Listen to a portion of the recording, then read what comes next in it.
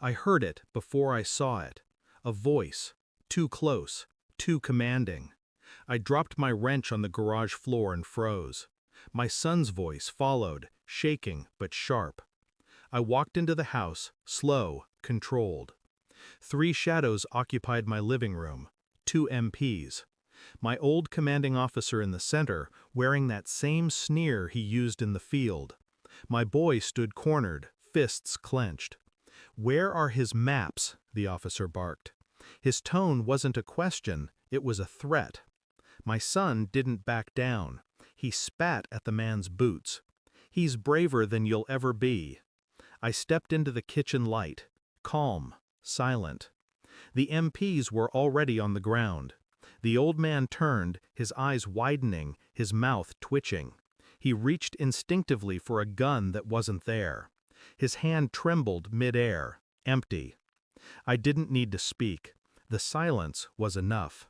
They called me deserter, coward, traitor, words they stitched to my name the moment I chose blood over uniform. I didn't leave the service because I was broken. I left because they would have broken him, my son. But men like my former CO don't forgive decisions like that. He'd rather see me buried than free. And now he stood in my living room, using my son as leverage. Infidelity and betrayal aren't always about lovers. Sometimes it's about trust, the kind you bleed for, the kind you think is unshakable. That man had been my commander, my supposed brother-in-arms. I trusted him with my life in places where the earth itself felt cursed. He used that trust to label me, to twist my son's image of me, to dig into the wombs he helped carve. What he didn't realize was that betrayal cuts both ways. I said nothing that night. I let him walk, trembling, humiliated, dragging his unconscious men out the door like carcasses. But inside me, something began to turn. I started listening, watching. His name surfaced again and again. A court-martial file that had disappeared. A deployment report altered. A widow who'd stopped receiving benefits. Every breadcrumb reeked of him. At night, when my boy slept, I spread the papers across the kitchen table. I worked the same way I used to plan raids. Silent, systematic. Except now, the battlefield was my past.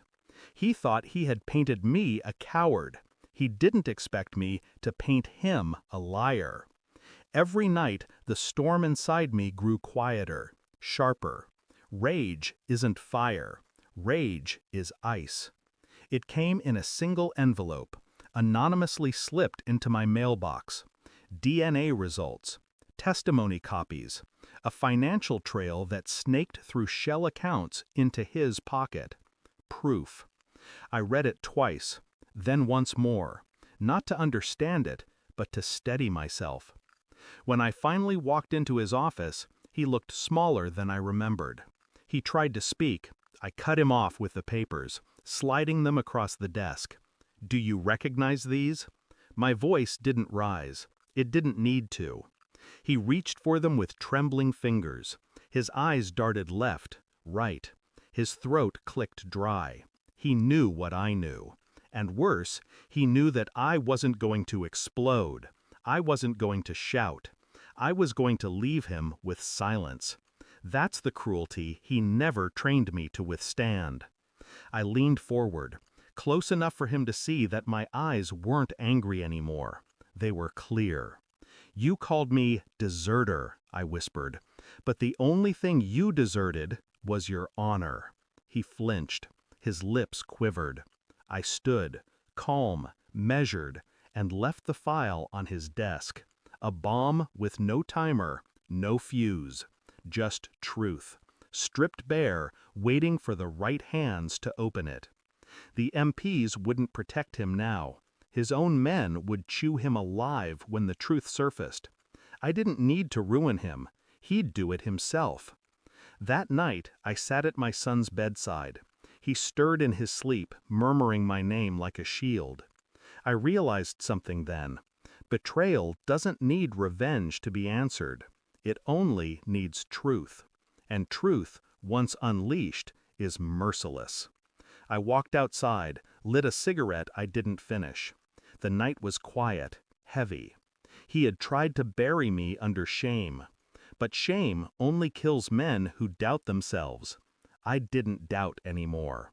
I was no deserter. I was the last ghost he'd ever see standing. And when ghosts rise, they never leave. Thanks for watching. Don't forget to like, share, and comment.